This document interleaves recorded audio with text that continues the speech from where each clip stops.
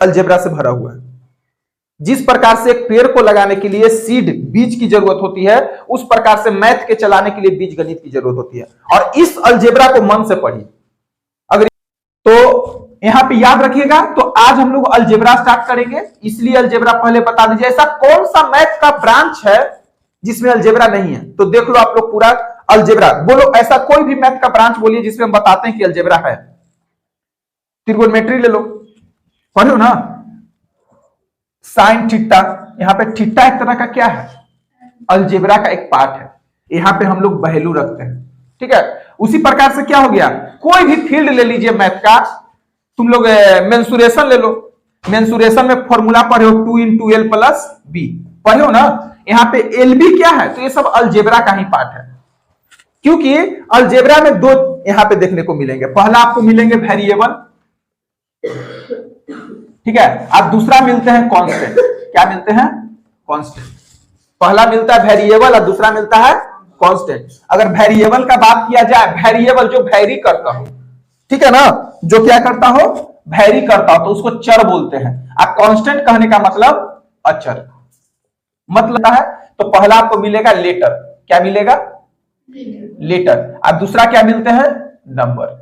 तो जितने भी मैथ में आपको लेटर मिलते हैं उसको हम लोग वेरिएबल बोलते हैं। LB यहां पे क्या है? लेटर है ना, अक्षर है। तो लेटर वाले को क्या बोलेंगे? वेरिएबल, और नंबर वाले को क्या बोलेंगे? कांस्टेंट बोलेंगे। जैसे कि कहीं पे आपको लिखा हुआ है x, तो x क्या हो जाएगा आपका? चर, ठीक है, x क्या हो जाएगा? चर हो जाएगा। और अगर वही आपको नंबर देखने को मिल रहे हैं तो 2 हो गया, 3 हो गया, 4/6 हो गया, इसी प्रकार से यहाँ पे y हो गया, x² हो गया, z भी हो सकता है, ठीक है ना। ये सब जितने भी जो है ना आपका क्या हो जाएगा?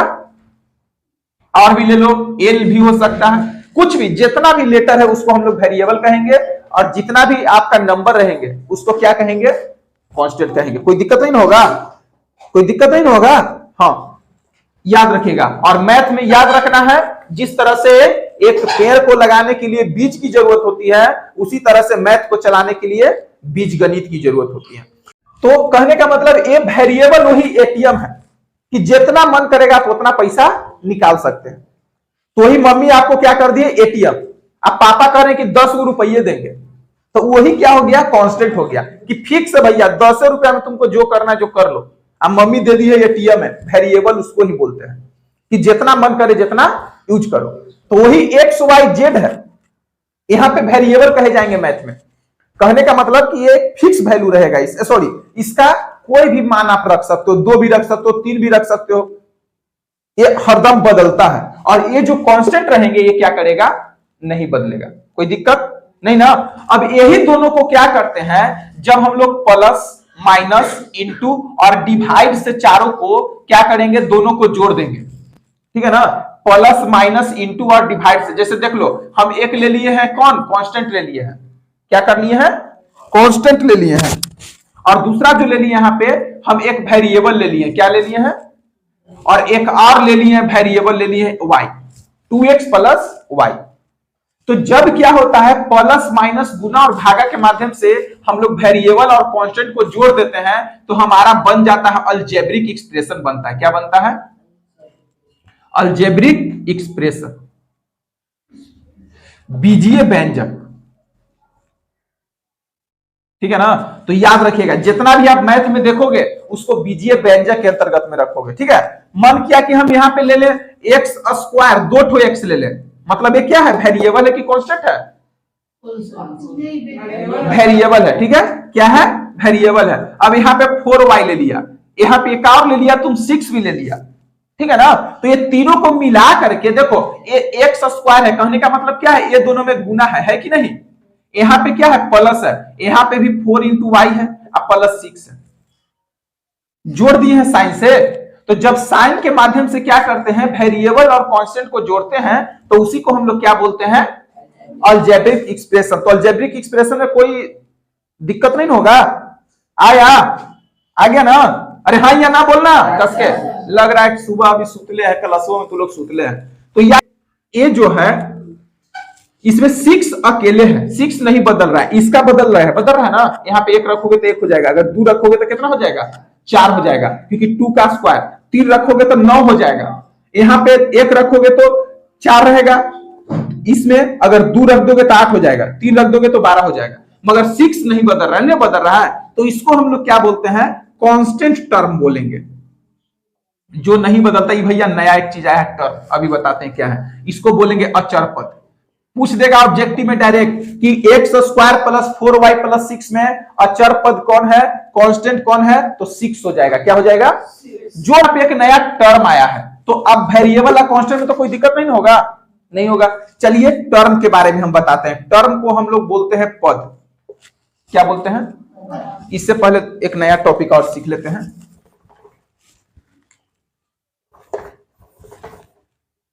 देख लो, पावर, ठीक है ना, घात, घात, ठीक है। अब चलिए हम लोग घात और गुणज जानेंगे। क्या जानेंगे, अलजेब्रा का घात और गुणज क्या होता है। याद रखिएगा, घात को हम लोग पावर बोलते हैं इंग्लिश में, ठीक है, डिग्री भी बोला जाता है, एक्सपोनेंट भी बोला जाता है, बहुत सारा नाम है, एक्सपोनेंट, इंडिसेस भी बोला जाता है, ठीक है ना। गुणज को हम लोग बस कोफिशिएंट बोलेंगे। क्या बोलेंगे, कोफिशिएंट। याद रखिएगा, घात को पावर, डिग्री, एक्सपोनेंट, जो मन करे जो बोल दो भैया। गुणज को कहने का मतलब कोफिशिएंट, इसीलिए कहता है हिंदी हाथ है, घात है तो घाते हैं, ठीक है ना, और कोई नहीं हो जाएगा इसका, इस चारों में से एको को बोल दोगे तो चलेगा। अब देखिए, तो जैसे कि यहां पे हम लिखे 2x का पावर 4, क्या लिखा हुआ है, 2x का पावर 4, तो ए कहने का मतलब ए, इसको हम लोग बेस बोलते हैं, नीचे वाले को क्या बोलेंगे, आधार। क्या बोलेंगे भैया, भुलाओगे नहीं ना, आधार हो गया, बेस हो गया। अब बेस जो याद रखिएगा, जो वेरिएबल होता है ना, वेरिएबल के जो पावर रहता है, ये देखो ये है, यहां पे क्या है, इसी को पावर बोलेंगे। और ये जो आगे लगा हुआ है, ठीक है ना, जो 2 है, ठीक है ना, तो याद रखिएगा, जैसे यहां पे देखो और लिखते हैं -2x का पावर 3, -2x का पावर 3, तो यहां पे 3 क्या हो जाएगा, पावर हो जाएगा, हो जाएगा ना। यहां पे -2 जो आगे लगा हुआ है क्या हो जाएगा, कोफिशिएंट हो जाएगा, पूछेगा। और नीचे में बेस कितना है, बेस तो नहीं, याद रखिएगा, बेस -2x, जो नीचे में रहेगा सब बेस कहलाएगा।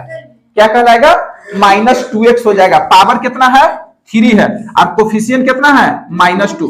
साइन को मत भूलिएगा, नहीं है, तो इसके लिए साइन को नहीं भूलना है, बहुत जरूरी है। तो यहां तक समझ में आ गया, डिग्री, एक्सपोनेंट क्या होते हैं, कोई दिक्कत नहीं ना होगा। अगर यही बोल दे कि -4x स्क्वायर y है, y का पावर 3 है, तो बताओ पावर कितना हो जाएगा, इसमें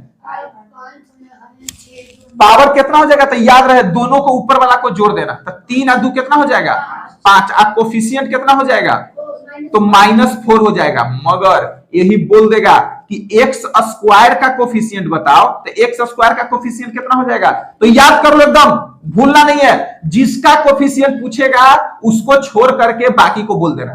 तो x स्क्वायर का कोफिशिएंट तो कितना, -4y3, कितना हो जाएगा, -4y3, कोई बुराई वाली बात नहीं है। अगर यही बोलेगा y3 का कोफिशिएंट बताओ, तो क्या हो जाएगा, तो -4x स्क्वायर, नहीं ना भूलोगे, नहीं ना, एकदम याद रखिएगा। अगर कोई भी पावर बोले तो सबको जोड़ के बोल दो। हाँ, यही कहता कि x का पावर बताओ तो 2, ठीक है, y का पावर बताओ तो 3, मगर अगर ओनली पावर बोले तो दोनों को जोड़ करके बोल देना।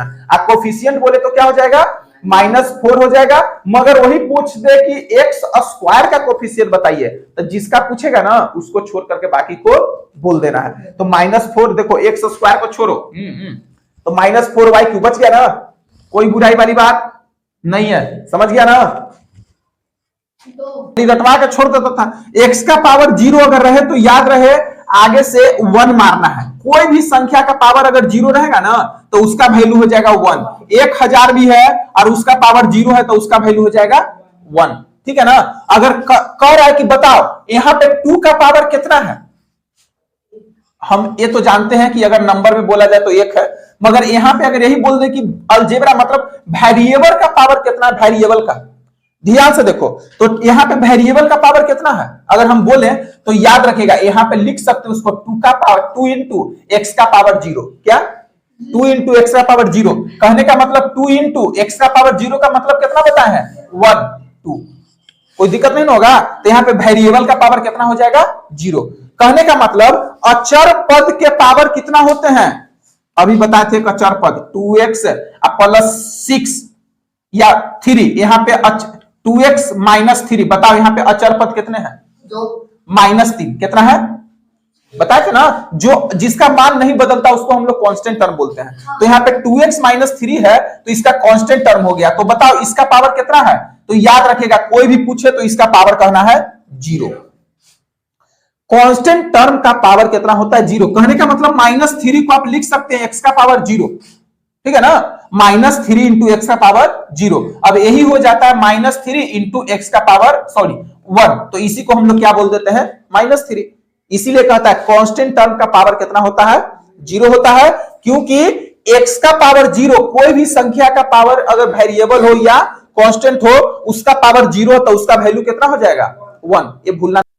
तो ब्रैकेट में लिख लीजिए 2x का पावर 0 यानी 2 इंटू 1 इक्वल टू 2,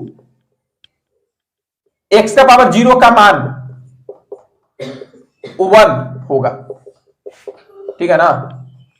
अब होता है पद, ये होता क्या है देखो, इसमें याद रखिएगा जहां पे वहां पे बताए थे अलजेब्रिक एक्सप्रेशन किसे कहते हैं, जिसमें इनटू हो, डिवीजन हो, एडिशन हो या सब्ट्रैक्शन हो, जोड़ घटाव गुना भागा वाले को हम लोग अलजेब्रिक एक्सप्रेशन बोलते हैं। मगर पद में क्या रहेगा, जहां पे तुम जोड़ देखोगे और घटाव देखोगे समझ जाना कि वहां पे पद है।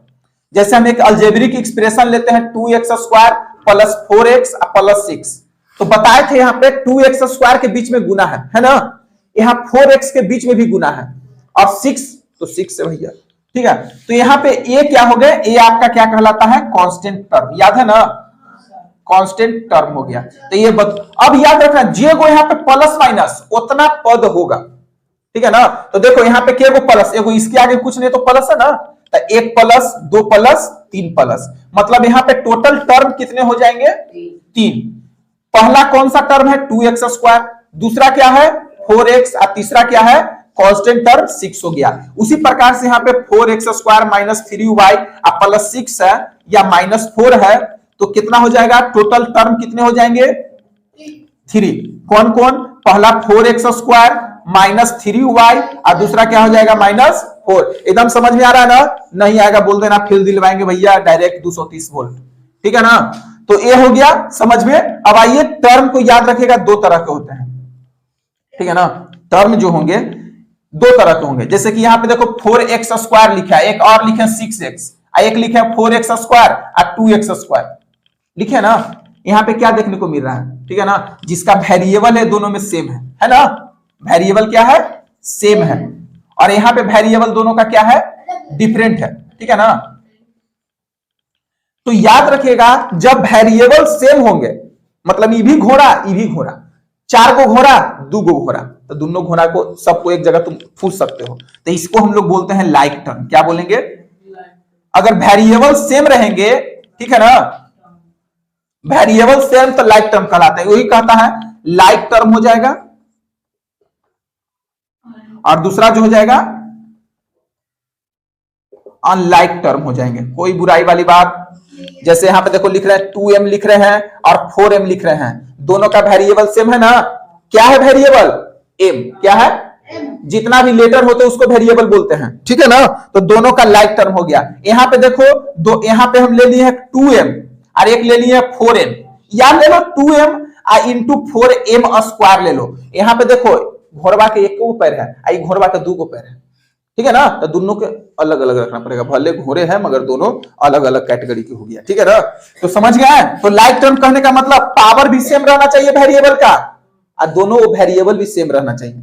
और यहाँ पे अनलाइक टर्म में क्या हो जाएगा, तब तुम ही बताना 4x² प्लस 4x² और 6x3, बताओ दोनों सेम है, लाइक टर्म है कि अनलाइक टर्म है, सजातीय पद, इसको क्या बोलेंगे सजातीय पद, सजातीय पद, और इसको बोलते हैं विजातीय पद, ठीक है ना। तो यहाँ पे दोनों क्या हो जाएंगे, सजातीय होंगे कि विजातीय हो जाएंगे, विजातीय हो जाएंगे, कोई बुराई वाली बात नहीं है। याद आ गया ना। अब देखो याद रखिएगा अगर लाइक टर्म रहेंगे तो उसके साथ तुम जोड़ भी सकते हो, घटा भी सकते हो, गुना भी कर सकते हो, भागा भी कर सकते हो, ठीक है। मगर अनलाइक टर्म रहेंगे तो ओनली गुना होगा और भागा होगा, जुट नहीं सकता है। अब तुम ही याद करो वो जमाना। चलो आज से पीछे ले चलते हैं आपको। बोलते थे कि 2x² आप 4x को जोड़ो, जुटेगा? जुटेगा? नहीं जुटेगा। घटेगा? 2x² प्लस 4x कहेंगे जोड़ो तो नहीं जुड़ेगा, दोनों ऐसी खाली प्लस देके लिखा जाएगा। घटाओ मगर यही कहेंगे कि गुना करो तो तुम कर सकते हो। 4 दूनी का 8, x² x³ कितना हो जाएगा? x² x कितना हो जाएगा? x³ हो जाएगा ना। भागा भी देने के लिए कहेंगे तो तू दे सकते हो 2x² बटा 4x। x से स्क्वायर मर गया, 2 जा 4 मतलब x बटा कितना गया? 2। मगर यही कह देंगे 4x प्लस 3 को जोड़ो तो नहीं जुटेगा। दोनों क्या है? अनलाइक टर्म है। एक कांस्टेंट टर्म हो गया, एक वेरिएबल टर्म हो गया, तो ये दोनों 4x प्लस 3 नहीं जुटेगा। नहीं जुटेगा ना घटेगा। क्यों? क्योंकि यहां पे कहता है कि लाइक टर्म रहेगा तो तुम सब चीज कर सकते हो। अब यही रहेगा 4x प्लस 6x, जुट जाएगा कितना? 10x। ठीक है, अगर यही रहेगा कि यही रहेगा 4x प्लस 6x तो आप लिख सकते हैं 10x। यही रहेगा 6x माइनस 4x तो तुम लिख सकते हो 2x, लिख सकते हो ना। अगर यही कह दे 6x इंटू 4x करो तो 6 चौको 24 और x गुना में पावर जुट जाता है तो x² हो जाएगा। घट भी सकता है, कोई डिवाइड भी हो सकता है। 6x और 4x मर जाएगा, x ये बचेगा कितना? तो 3 और 2 तो 3 बाई कितना जाएगा? 2 आ जाएगा। आ जाएगा कि नहीं? तो देखो ये चारों कर दिए, जुट भी गया, घट भी गया, डिवाइड भी और गुना भी हो गया। मगर यहां पे यही अगर रहे, ठीक है ना, अनलाइक टर्म अगर यही रहेगा 4x plus 6y, same to same यही लिखा जाएगा। क्या लिखा जाएगा? नहीं जुटेगा, नहीं घटेगा। 6y माइनस 4x यही लिखा जाएगा। क्यों? क्योंकि कहता है कि अनलाइक टर्म में गुना और जोड़ और घटाव नहीं होता है। कोई दिक्कत नहीं होगा। अगर यही कह दे 6y इंटू 4x तो कितना? 6 चौको 24 और xy हो जाएगा। ठीक है ना, xy हो जाएगा क्योंकि दोनों अलग अलग है। तो दोनों अलग अलग है तो भले साथे रहेगा मगर जुटेगा नहीं। वही अगर डिवाइड रहता 6y बटा 4x तो ये कटेगा तो 3 बटा 2 yx हो जाएगा, yx हो जाएगा बटा में। यहां तक समझ में आया? कोई दिक्कत नहीं होगा? बटा 2x, हाँ 3y बटा 2x वही है, 3y बटा 2x।